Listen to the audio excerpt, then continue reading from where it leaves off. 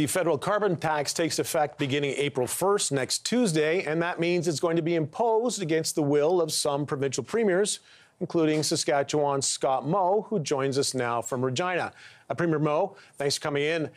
You wanted the federal government to delay imposition of the carbon tax until after the Saskatchewan Court of Appeal rules on its constitutionality. That doesn't look like it's going to happen before Tuesday. What else can you do before it kicks in?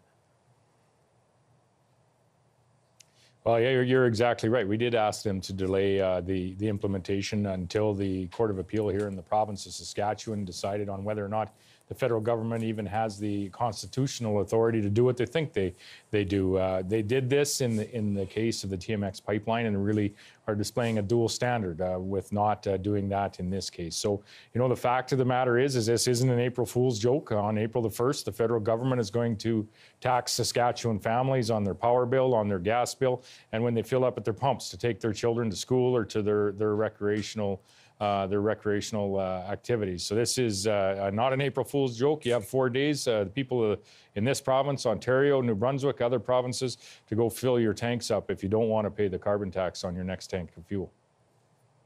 Yeah, you've got some numbers, I think, some estimates on what that's going to cost families in Saskatchewan on things like home heating bills and gasoline. Well, yeah, no, absolutely. The cost is very dear to Saskatchewan people in the way of direct cost out of their family household wallets. It's also very dear in the competitiveness cost to our industries. Listen, 70% of what we produce in this province, whether it be agri-food products, whether it be steel products, manufactured goods, whether it be mined goods, whether it be energy, direct energy that we export around the world, is going to be impacted by this federal government policy that doesn't work. It's a poor environmental policy, doesn't reduce emissions. It only reduces jobs and moves those jobs to other areas of the world that aren't charging it, and quite frankly are in many cases emitting more than we are here in this province in those industries today. So we have a great record in Saskatchewan. We stand by that record of innovation and driving our emissions down through science and just innovative people here that are doing great things with respect to our impact on the land and the soil, the water and our atmosphere. And a carbon tax just isn't in the cards for our province because of the impact it would have on our communities. And we look forward to a positive ruling from our Court of Appeal. So have you had any further discussions recently at the federal level about delaying the tax? The federal government has said precisely what they're going to do. They're going to move forward with this on April the 1st. And so what we are anxiously awaiting is a decision from our Provincial Court of Appeal saying that they don't have the constitutional authority to do this. We'll be putting the dollars from that are collected, for instance, by our Crown Corporation, the power company, Saskatchewan Power Corporation, into a trust. And once we get what we believe will be a favorable decision from the Court of Appeal, we'll be returning those dollars to the people of the province. We're at the start of tax season right now, and I'm sure you've seen the cards that the federal government has been sending out to households and families.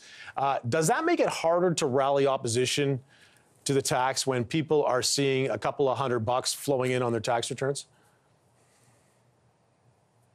Not at all. The people of this province, the vast majority of the people of this province, see the federally imposed carbon tax on their family as the hoax really that it is, the vote buying scheme that it is. Handing dollars out before you even collect the tax, for example, they see it as a policy that actually doesn't achieve what it sets out to do in the way of reducing emissions, and they see it as a policy that, quite frankly, in the case of an Evraz steel worker, in the case of an energy industry worker, in the case of a farmer, they see it as a policy that just simply makes them uncompetitive with their competitors in other areas of the world.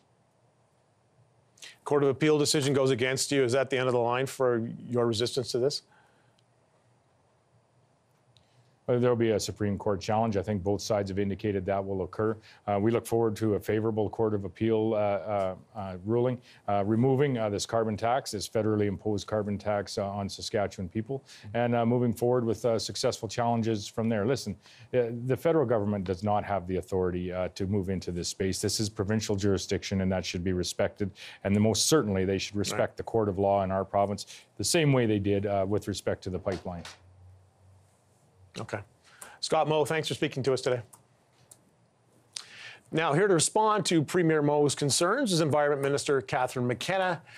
Minister, your government is sending out these very subtle cards to households across the country, telling them how much money they might expect on, I guess, on average. It's all the print in green, leafy stuff to drive home the point.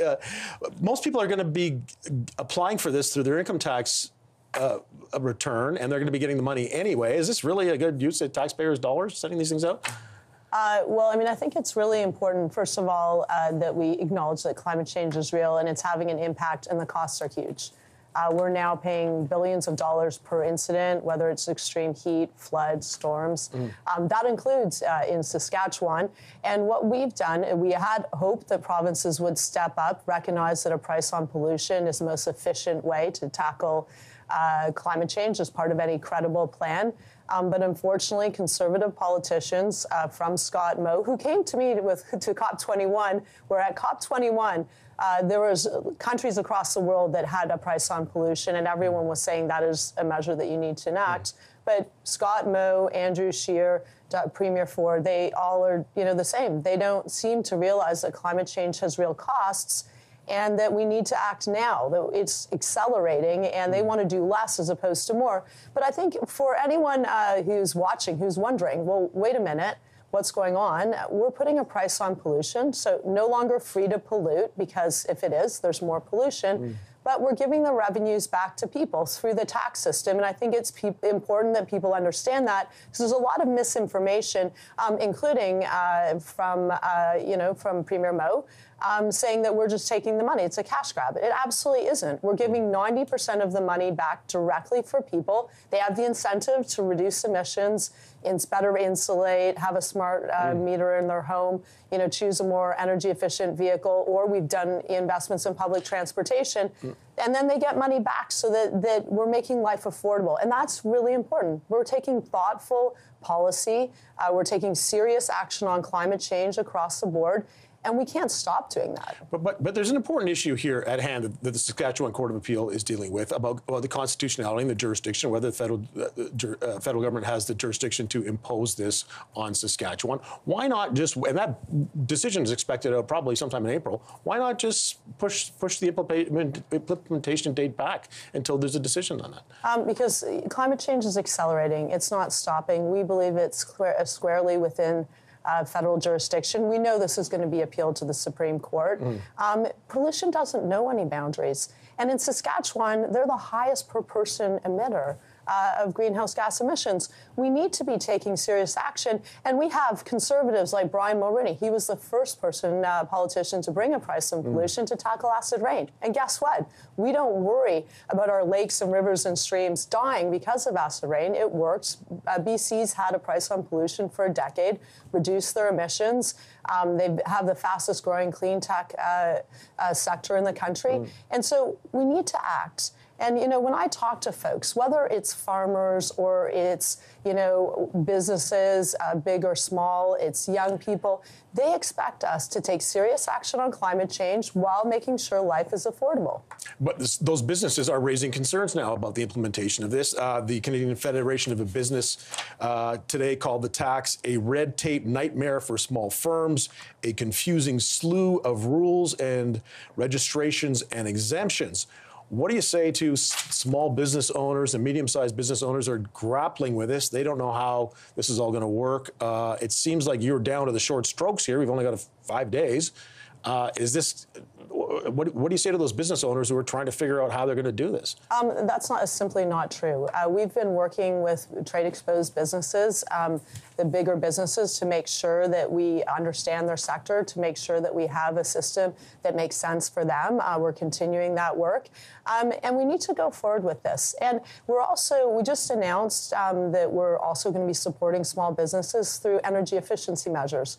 When I meet with small businesses like Veriform, it's a manufacturing company out of Cambridge, they reduced their emissions by 80% and saved $2 million. They said they would have done it even if they didn't believe in climate change.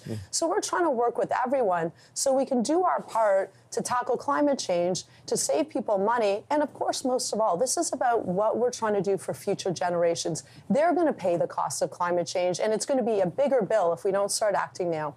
A quick question on a different topic on the SNC 11 case.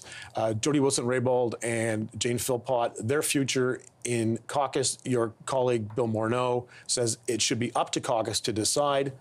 Do you agree with him that it should come to a vote of caucus whether they stay in or out, or is it the Prime Minister the decider on this?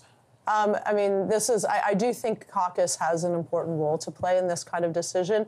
Look, we're a team and we have really important issues. What I would say is I'm continuing to work, really hard on climate change and all these other issues. I think, we need to see, whatever, happens in the coming days. But I think, caucus is a really important role, and I think the Prime Minister recognizes that we all do.